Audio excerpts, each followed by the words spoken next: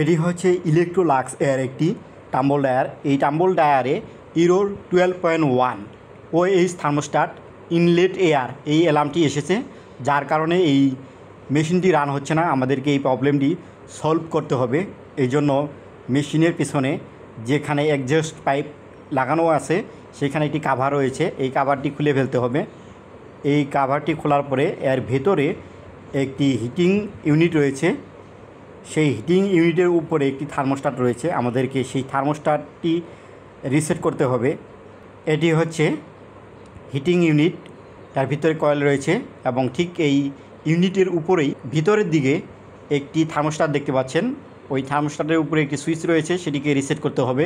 এটি রিসেট করার পরে যদি প্রবলেম সলভ না হয়, অ্যালার্ম যদি চলে না যায়, তাহলে পুনরায় আমাদেরকে মেশিনের ঠিক পিছনে আরেকটি থার্মোস্ট্যাট রয়েছে, সেটিও রিসেট করতে হবে।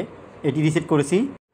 পেছনের থার্মোস্ট্যাট রিসেট করার পরে বা অন করলাম। অন করার পরে দেখতেছি যে ডিসপ্লেতে কোনো অ্যালার্ম নেই। এই অবস্থায় আমাদের মেশিনটি আমরা চালাতে পারবো। আমাদের প্রবলেমটি সলভ হয়ে গেছে। Thank you.